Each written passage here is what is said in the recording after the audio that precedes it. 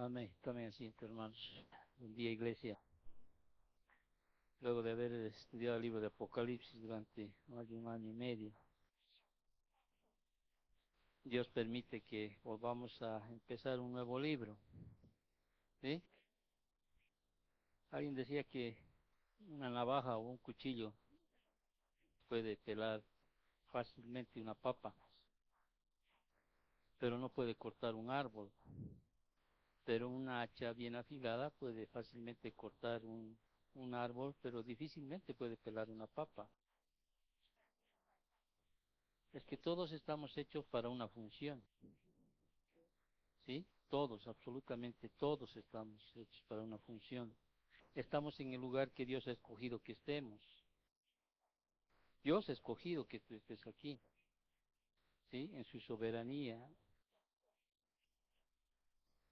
Él ha escogido que esta piedrita que está aquí esté aquí, ¿sí? La palabra dice que no hay ni una, que no cae ninguna hoja de un árbol sin el conocimiento y el consentimiento de Dios. Dios ha establecido que tú estés en esta generación y no en la primera generación de la iglesia.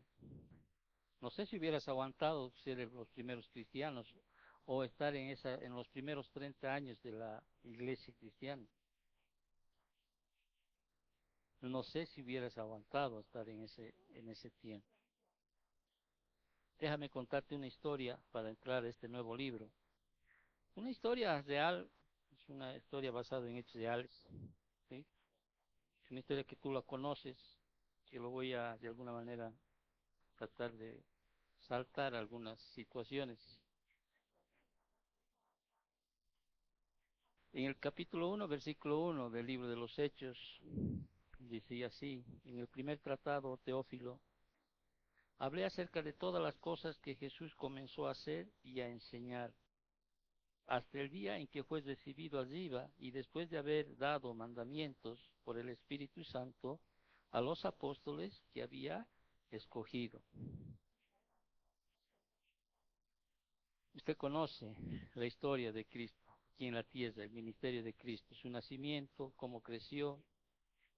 Llegó un punto en el cual él estaba crucificado. Todos los apóstoles que hicieron, a excepción de Juan, huyeron, ¿sí? Y el relato más trágico, podríamos decir, o más triste, es verlo a un Pedro, ¿sí? Confrontado si conocía al Señor. 3 veces él lo había negado, ¿sí? Una mujer lo había confrontado por ahí y él negó, y no solo negó, sino hasta desconoció, blasfemó, podríamos decir así. Ya en la cruz, en ese día, ¿sí? Al cual les llevaron muchas personas que alguna vez comieron del pan o del pez que les había alimentado, gritaban crucifícalo, y llegó crucificado. Y al final de la tarde, él pudo decir, consumado es, consumado es. El plan de redención quedó saldado, o sea, quedó completado. Pero había algo más por venir.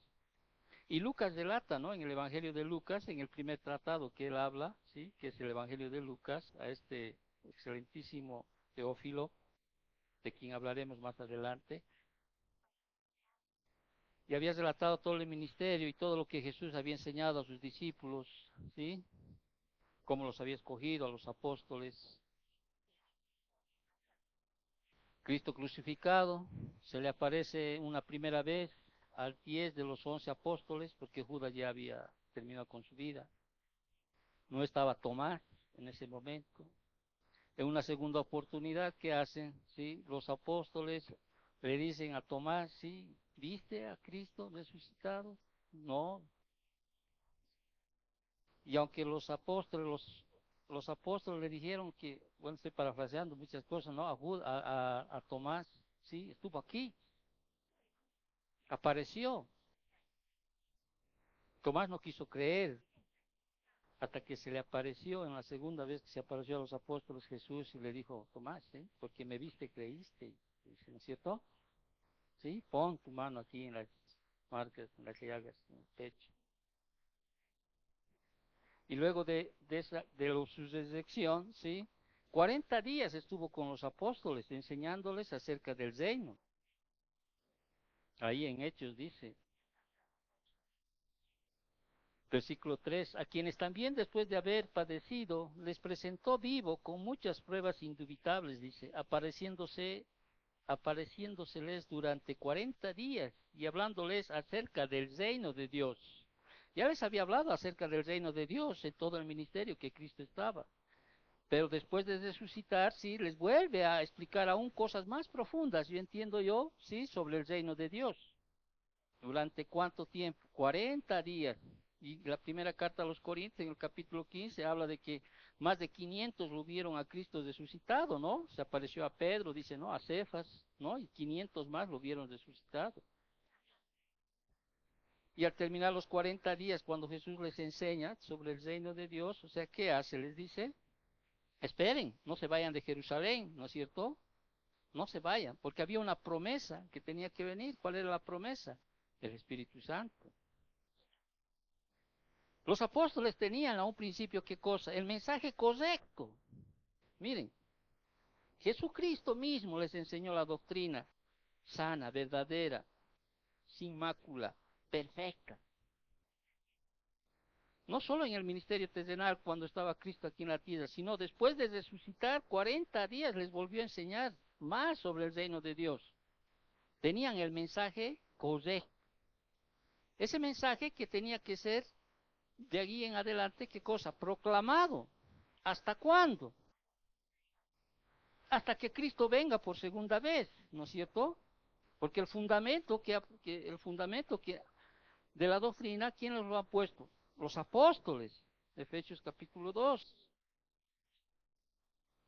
Entonces Jesús les dice, no se vayan, esperen, quédense en Jerusalén, ¿sí? Y 10 días después, ¿qué viene? Ahí en el aposento, en el lugar donde estaban reunidos, más de 120, ¿no? Creyentes, vino ¿qué cosa? La promesa. Vino la promesa. Ahora, ¿por qué hablo de esto? Imagínate tú el escenario, por eso estoy hablando. Imagínate, están los apóstoles ahí, ¿no? No solo los 3 años y medio que estuvo en el ministerio de Cristo, aprendiendo sobre el reino de Dios, sobre el evangelio de Dios, ¿sí? Después de resucitar 40 días más se les enseñó, ellos tenían el mensaje exacto, claro, puro, por eso digo, sin mácula. Pero no solo eso, ellos tenían una motivación especial para proclamar el evangelio. ¿Cuál era esa motivación? Que lo habían visto a Cristo resucitado. Ahora, quizá tú dices en este tiempo yo no tengo esa motivación. Entonces eres como Tomás, ¿sí? ¿O no? Porque bienaventurado es, dice, ¿no es cierto el Señor? Que sin verlo creísteis. Y nosotros debemos creer. Y es más, tenemos una ventaja, que son las epístolas o las cartas que más adelante están, para cual nosotros podamos creer que realmente, sí, Cristo resucitó. ¿Sí o no? Entonces los apóstoles, ¿qué tenían? Tenían ahí el mensaje claro. Tenían una motivación, habían visto a Cristo resucitado, y no un Cristo resucitado como era antes, sino con un nuevo cuerpo, que podía pasar paredes, que podía comer con ellos, beber con ellos, ¿sí? Podía hacer que le toquen sus heridas, porque eso no van a desaparecer, ¿no es cierto? Podía volar, ¿sí? Entonces tenían un mensaje adecuado, tenían una motivación adecuada, ¿no es cierto? Pero faltaba eso, porque no basta eso tener para predicar o para hacer crecer una iglesia, para dar un mensaje verdadero, no basta eso. Puedes tener la doctrina más correcta, puedes tener la motivación más establecida en tu corazón de que realmente crees que Cristo resucitó, pero necesitaban algo más para llevar el evangelio. ¿Cuál era eso? El poder del Espíritu Santo, aquel que iba a recordar todas las cosas que el Señor había dicho y les había enseñado, ¿no? Y aquel que iba a convencer de pecado, juicio y justicia a todos aquellos que recibían, ¿qué cosa? El Evangelio de Dios, ¿sí? Entonces tenían la palabra exacta, tenían el mensaje exacto, tenían una motivación, una manifestación que el Cristo les se había presentado ante ellos, que podía de eso animarlos a proclamar el Evangelio, pero faltaba el poder. Pero había algo más, un recurso más que ellos necesitaban para seguir y expandir el Evangelio, y era conocer el misterio. Por eso le preguntan al Señor en el versículo 6 y 7 de los Hechos, dice, entonces, dice, los que se habían reunido le preguntaron diciendo, Señor, ¿restaurarás el reino de Israel en este tiempo? Obviamente ellos, los apóstoles, conocían Ezequiel 36 y Joel capítulo 2, donde había como una conexión, ¿no? De que el Señor iba a volver, ¿para qué? Para establecer su reino. Pero el Señor todavía queda en pausa este misterio y les dice, no os toca a vosotros saber los tiempos o las sazones que el Padre puso en su sola potestad. No les os toca saber aquello. Y hasta ahora no sabemos cuándo va a ser ese día, ¿no es cierto? Que el Señor va a venir, ¿sí? Pero hay una promesa de que Él sí va a venir aquí a las tierras y va a reinar acá.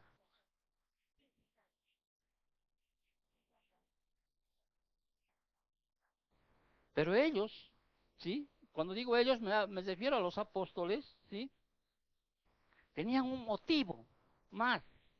No solo tenían el mensaje exacto, apropiado, no solo tenían ese, ese, esa motivación, ¿sí? Que hallaron en la manifestación de un Cristo resucitado. Tenían algo más que eso, sino el poder de Dios, sí, en ellos, el Espíritu Santo ya morando en ellos, porque después de los 40 días que estuvo con ellos, 10 días después vino el Espíritu Santo a habitar con ellos. Y no digo que no tenían el Espíritu Santo antes, pero de una manera mucho más, de otra distinta manera, y el Espíritu Santo morando en ellos. Entonces, ellos tuvieron que llevar ya, y tenían que cumplir, ¿qué cosa? Expandir el Evangelio. Que de alguna manera, cuando hablamos de la obra de Jesucristo, se encuentra a la vez conclusa e inconclusa. Déjame explicarte antes que saques alguna mala interpretación. Conclusa es porque su gran labor para ofrecer la redención está consumada y no se le puede añadir nada. ¿Sí? La redención está consumada, está hecha. Pero sin embargo, su obra de ministerio y proclamación aún no se ha concluido. ¿Por qué? Porque le ha dado a la iglesia ser parte de aquello. Y por eso nosotros tenemos la responsabilidad de qué cosa? De proclamar el Evangelio. ¿Sí? La gran comisión. ¿Y hasta cuándo? ¿No? Y los ángeles les dijeron, ¿no es cierto? Cuando el Señor ascendió, ¿no? Ascendió a los cielos. Y este mismo que asciende les dice, no, vendrá otra vez. Entonces, debemos proclamar el Evangelio ¿hasta cuándo? Hasta que el Señor venga por segunda vez. Una vez que venga el Señor, ¿sí? Venga el rapto, ya habíamos aprendido, no, ya dejaremos pues que los dos testigos que van a ser enviados, los 144,000 en esos tiempos de gran tribulación, sean los que lleven qué cosa, el Evangelio del reino. Es más, un ángel en el cielo va a proclamar, ¿no es cierto? Pero mientras tanto, la iglesia tiene una labor de qué? De proclamar el Evangelio. De proclamar el Evangelio. Entonces, el nuevo libro que vamos a estudiar en este, si Dios así lo permite, ¿sí? Son los hechos del Espíritu Santo a través de los apóstoles. Vemos aquí en este libro, ¿sí? La primera generación de cristianos. Vemos cómo era la vida en la primera iglesia, de los años 30 al 60 después de Cristo, porque nuestro Señor Jesucristo muere más o menos en los años 30, ¿no es cierto? 30. Y en ese mismo año, ¿qué nace? La iglesia. Después de su resurrección, 50 días después, nace la iglesia, que es en Pentecostés, capítulo 2 del libro de los Hechos. Entonces, el Señor muere en el año 30 y la iglesia nace en ese mismo año, 50 días después que el Señor murió. Vemos también a los creyentes, ¿qué cosa? Vendiendo sus propiedades, ¿sí? Por su amor que tenían entre sí. Vemos milagros y cosas impresionantes. Pero lamentablemente, por un mal estudio, denominaciones han sido fundados. Por el mal enseñado, mal aplicado de este libro, denominaciones y grupos enteros han sido fundados sobre interpretaciones y aplicaciones equivocadas de lo que se enseña este libro. Y la más común y la más conocida, ¿cuál es? El pentecostalismo, ¿no es cierto? El movimiento pentecostal. ¿Qué quiere decir esto? Que una mala interpretación de un libro te va a traer malas aplicaciones. Y usted ve, ¿no? Las barbaridades que se ve en este tiempo a través de la televisión. Y lamentablemente todos nos meten en ese saco. A todos nos meten en ese saco. ¿Por qué? Porque se ha inundado este mundo de este movimiento. Que cuando uno lo ve, no sabe qué hacer. Muere de rabia, podríamos decir así, al ver a estos. No sé si llamarlos iglesias. De verdad. Estos tienen que recordar, ¿sí? Que este libro que vamos a estudiar este año es un libro de transiciones.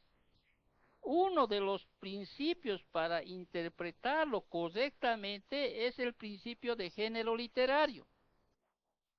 ¿Qué es género? Género quiere decir qué tipo de lectura es. Y no toda la Biblia es el mismo género. Y Hechos tiene el género literario de historia. Hay epístolas, ¿sí? Que son de instrucción. Poesía, por ejemplo, el género que tiene la poesía, ¿no? Género poético, podríamos hallar como en el libro de los Salmos. Y lo que hemos estudiado anteriormente, ¿sí? Profecía, como es Apocalipsis. Entonces, Hechos, ¿sí? El libro de los Hechos es historia.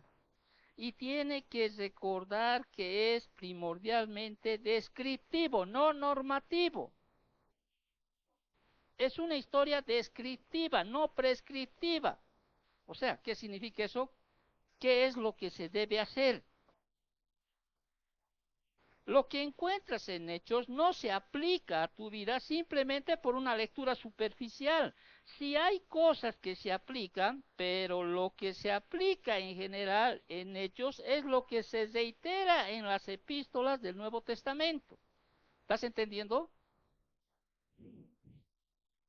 Lo que se aplica en Hechos a tu vida es lo que se enseña en el texto y se enseña también en el resto de la Biblia y particularmente en las epístolas del Nuevo Testamento. ¿Por qué las epístolas? Preguntarás. Que las epístolas fueron escritas a quiénes? A la iglesia, a creyentes. Y nosotros vivimos en la época de la iglesia. Cuando decimos, por ejemplo, ¿no es cierto? Entiendas, ¿no? Las epístolas es normativa. El libro de los Hechos tiene género histórico, es historia. Ahora, no estoy diciendo que nada de lo que está escrito en el libro de los Hechos se aplica.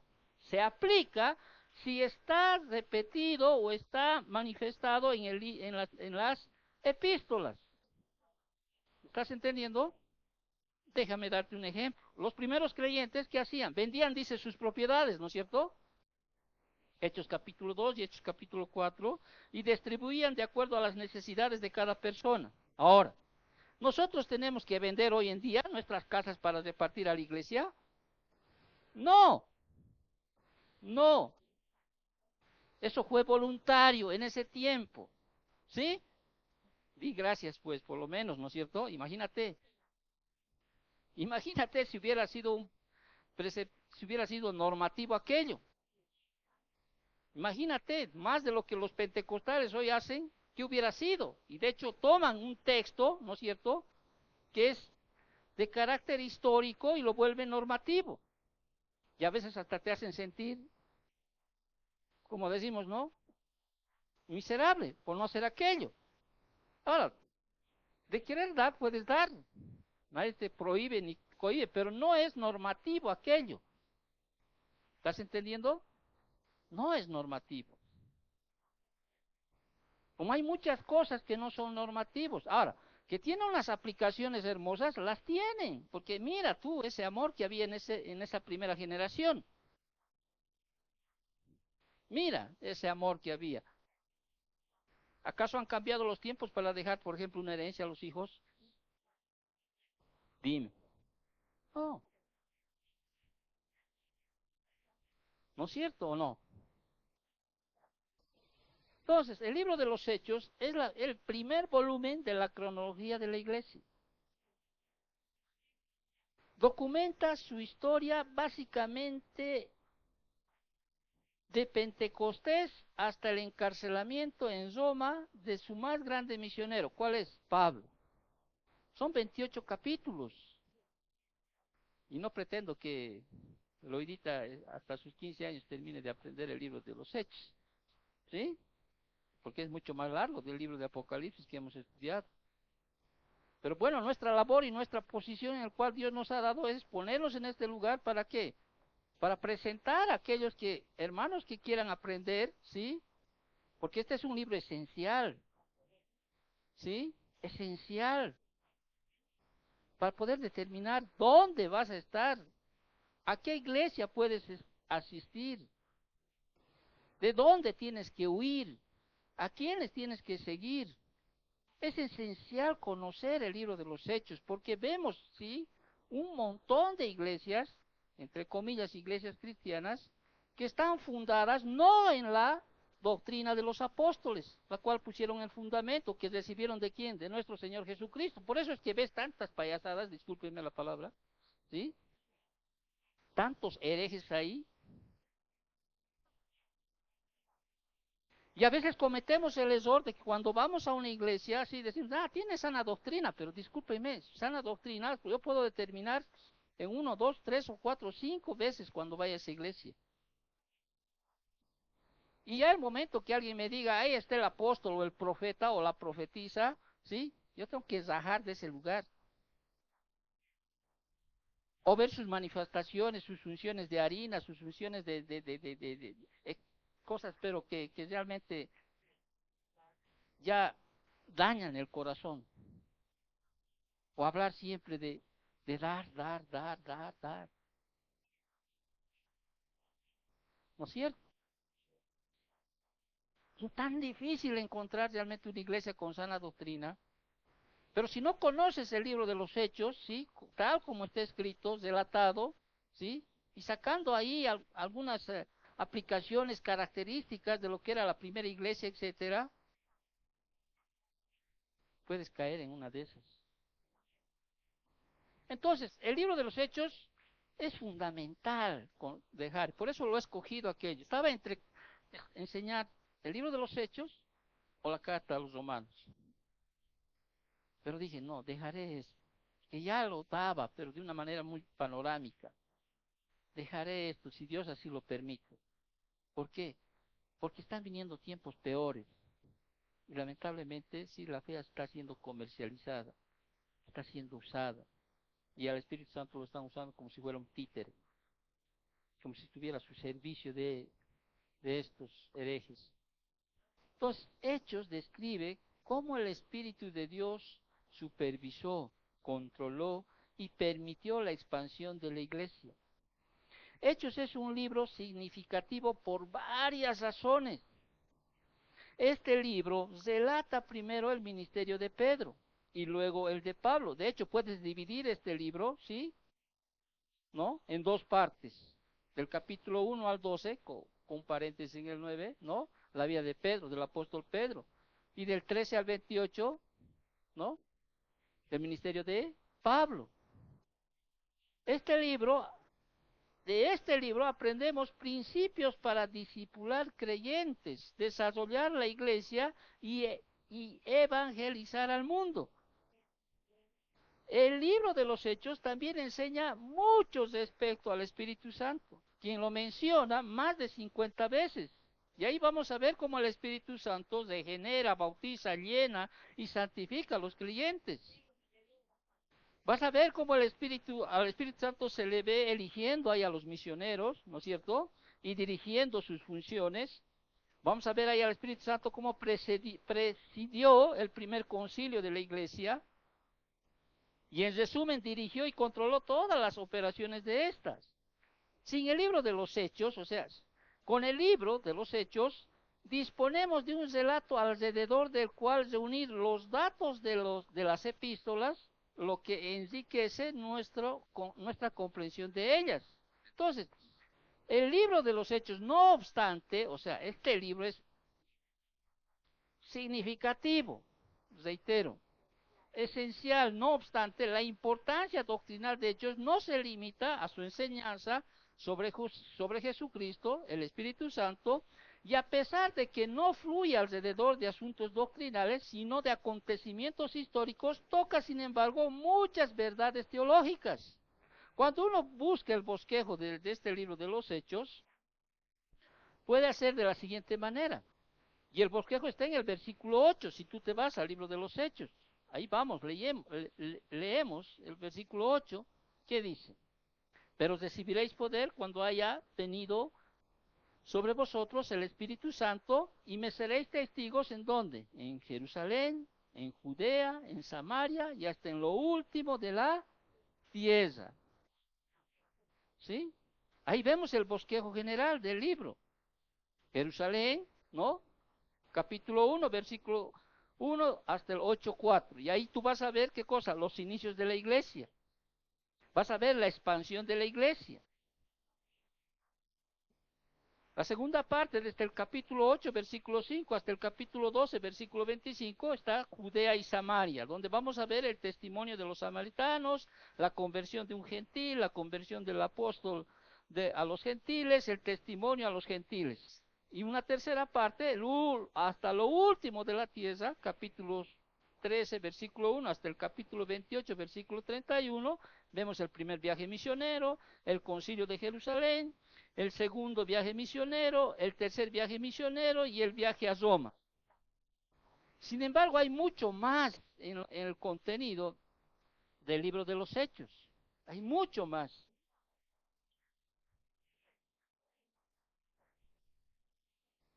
Hay elementos, por ejemplo, básicos sobre la vida cristiana, que lo vamos a ver en el capítulo 1. En el capítulo 2 vemos las acciones del Espíritu Santo en el nacimiento de la iglesia. En el capítulo 2 vemos al Espíritu Santo cómo capacita a Pedro para predicar, cómo el Espíritu Santo transforma a 3,000. En el capítulo 3 vamos a ver acciones que Dios llevó a cabo a través de Pedro en el templo. En el capítulo 4 vamos a ver muestras de la gracia del Espíritu Santo frente a la persecución. En el capítulo 5 vamos a ver situaciones que Dios usa para fortalecer a su iglesia, y me acuerdo de esta, ¿sí? Porque el cristiano pasa tiempos tremendamente difíciles.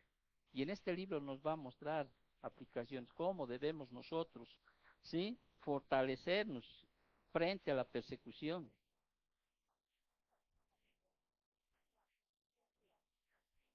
En el capítulo 6 vamos a ver cómo enfrentar el crecimiento y el sufrimiento, cómo debemos enfrentar cuando una iglesia crece, cómo debemos enfrentar cuando una iglesia está pasando sufrimiento. En el capítulo 8, ¿sí?, vamos a ver tipos de personas que te llevan a examinar qué tipo de persona eres.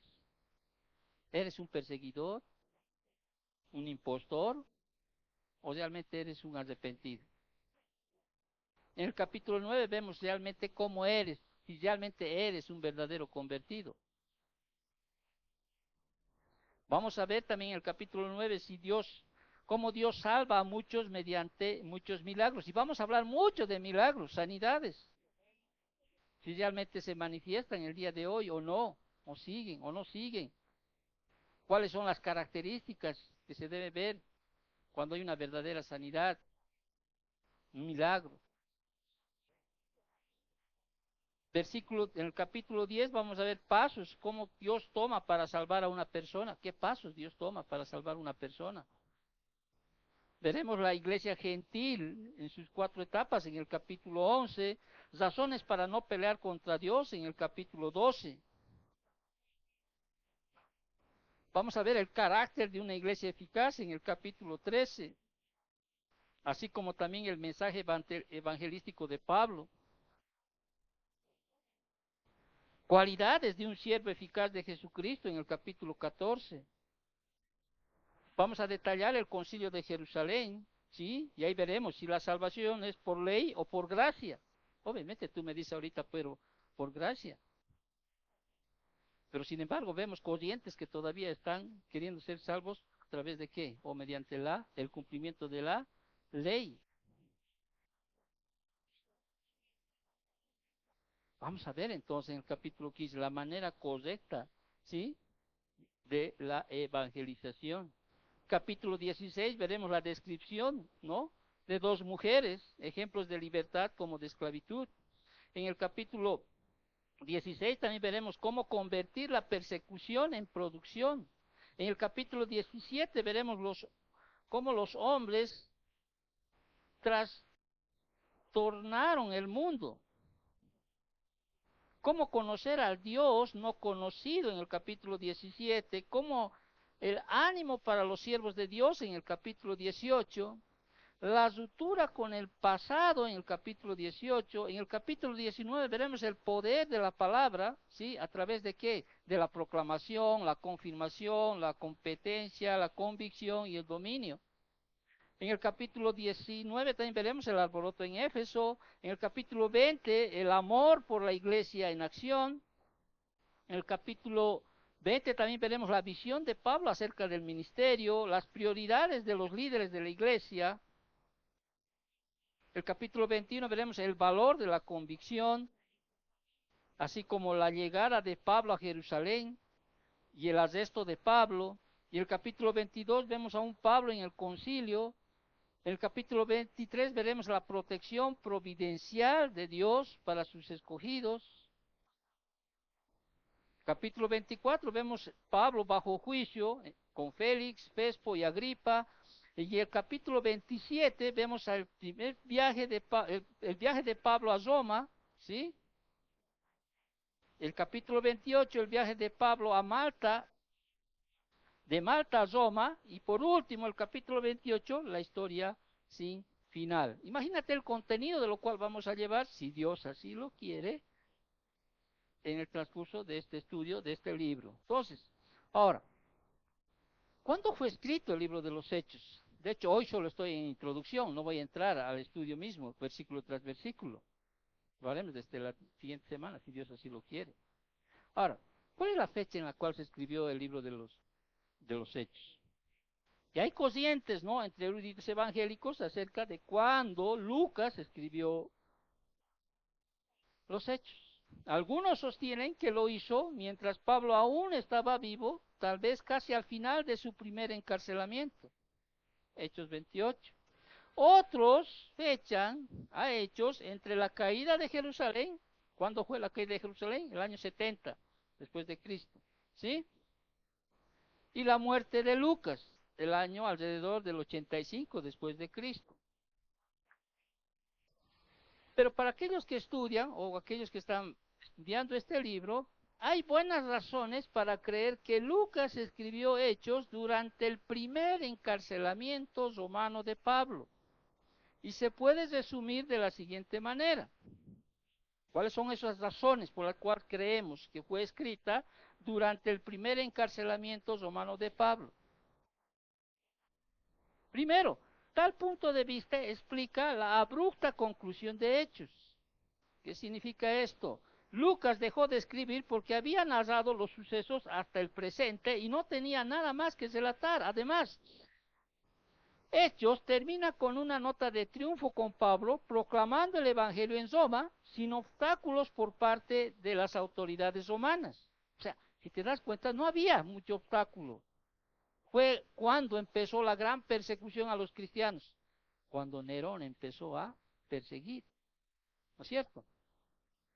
Los años 64 después de Cristo. ¿Qué hizo Nerón? Bueno, todos se indican a él que encendió Roma, ¿no es cierto?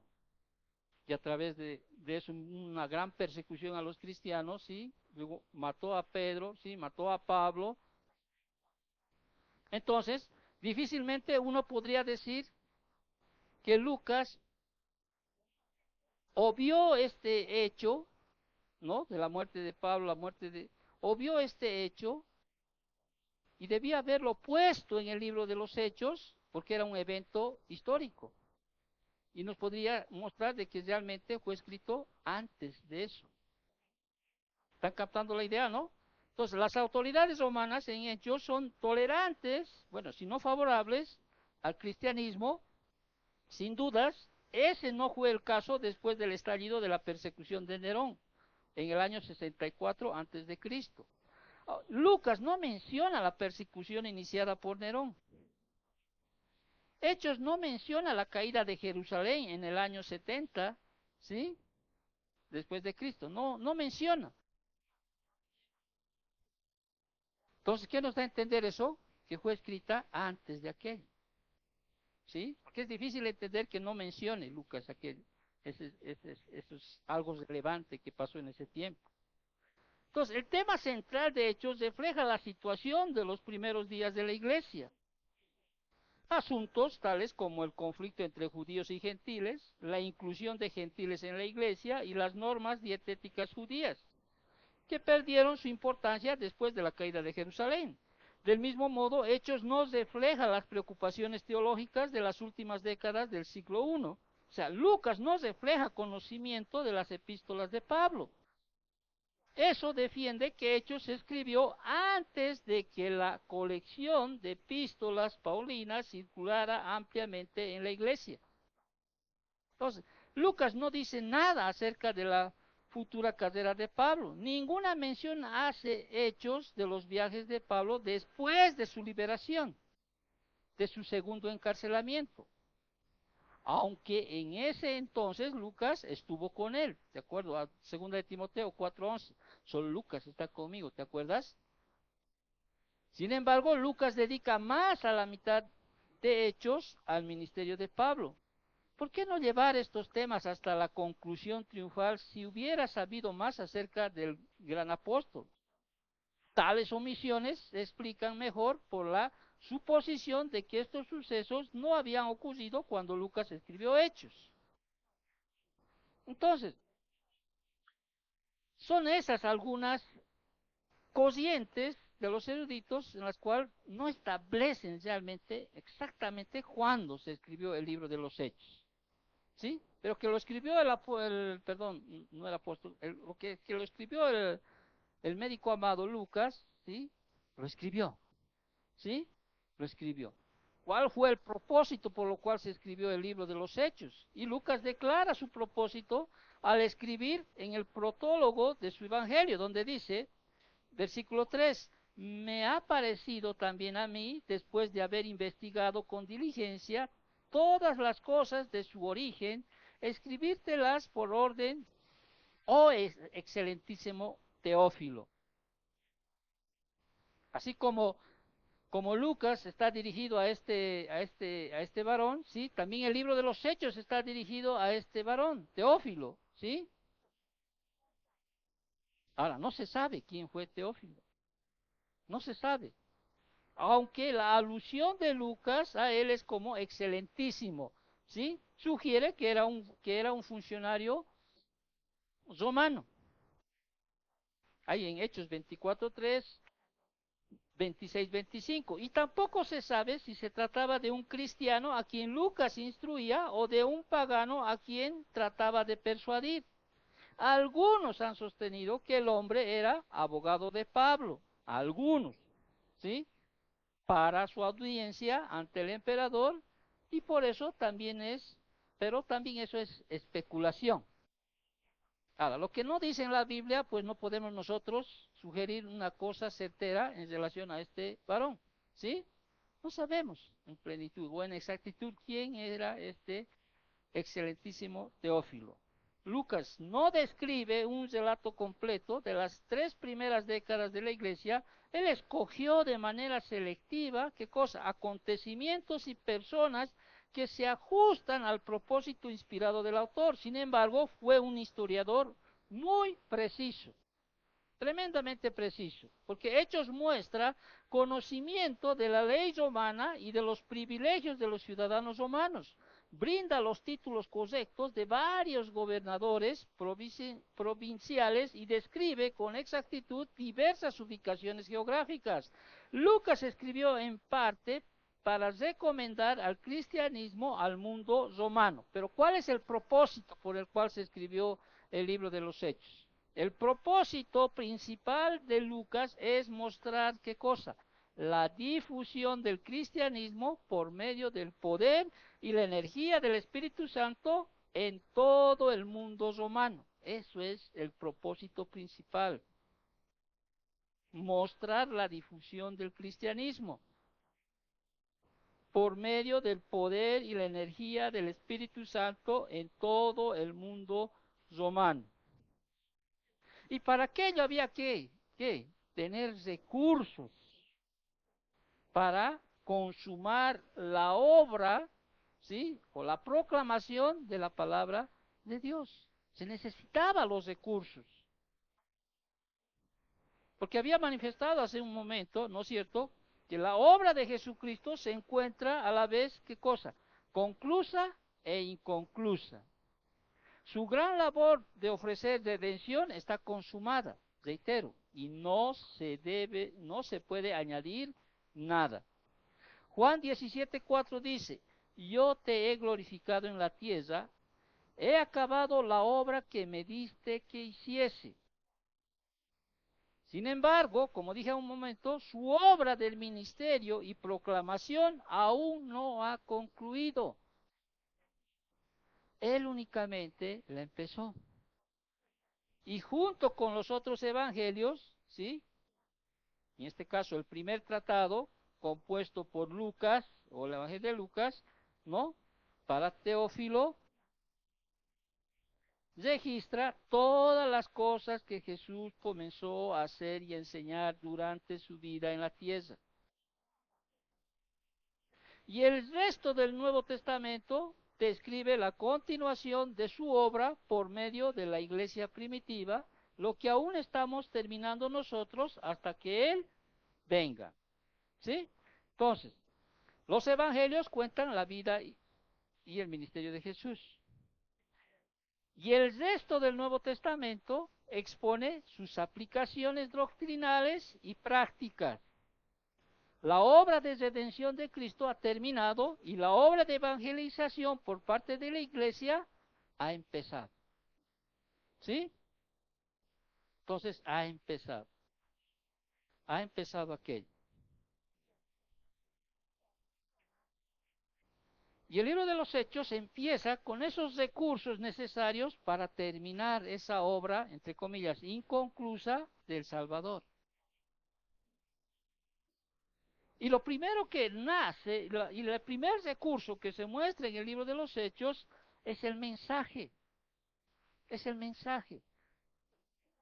Y según se observó, el primer tratado se refiere al Evangelio de Lucas, que este escribió para Teófilo, y ese tratado se centró en gran medida en la vida terrenal y el ministerio de nuestro Señor Jesucristo, revelando todas las cosas que Jesús comenzó a hacer y enseñar hasta el día en que fue recibido a Ziba.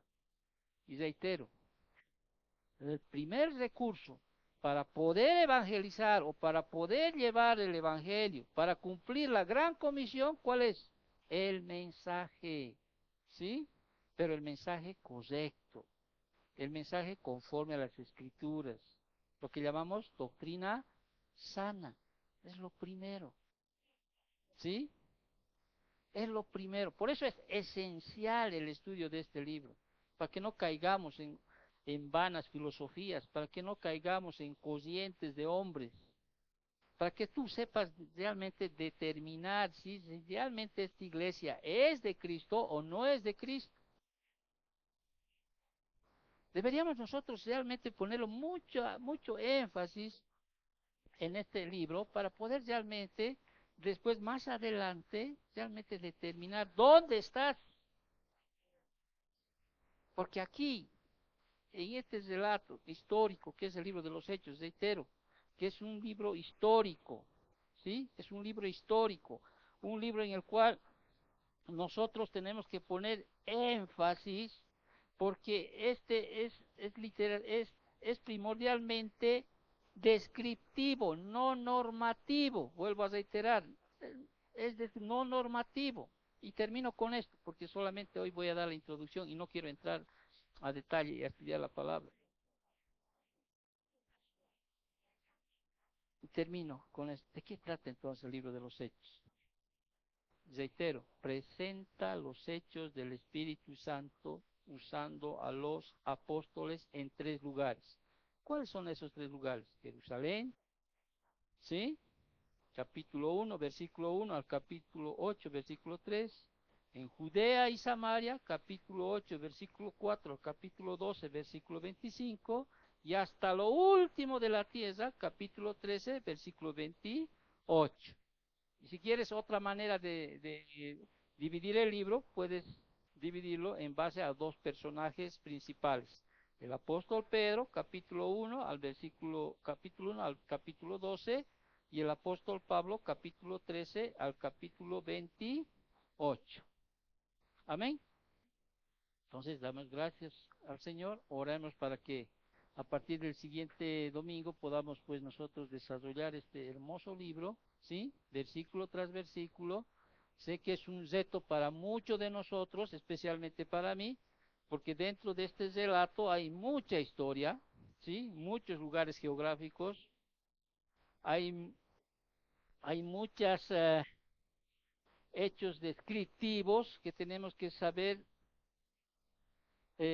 dilucidar, ¿sí? Si es normativo en algunos casos, porque lo hay en algunos casos, pero es más de ámbito histórico, ¿sí? Histórico. Gracias, Señor, por este tiempito que nos permite dar inicio, que este año, Señor, sea un año de bendición, Padre, que podamos nosotros enseñar conforme tal cual es tu palabra, considerando todos los parámetros que se debe considerar, género literario, Señor, histórico, gramatical, tomar todas las herramientas que podamos nosotros conocemos, Señor, para que no caigamos, Señor, en malas interpretaciones y que eso conlleve, Señor, aplicaciones erróneas que hoy se ve, Padre, en aquellas llamadas iglesias cristianas, bendito Dios. Prepara nuestro corazón para estos tiempos que vamos a desarrollar este hermoso libro. Danos sabiduría, conocimiento, Señor, entendimiento sobre todo, y podamos nosotros, Señor, a través de este libro también, Señor, tomar aplicaciones, Señor, para nuestras vidas, Señor, para expandir la iglesia, Señor, para proclamar tu palabra, bendito Dios.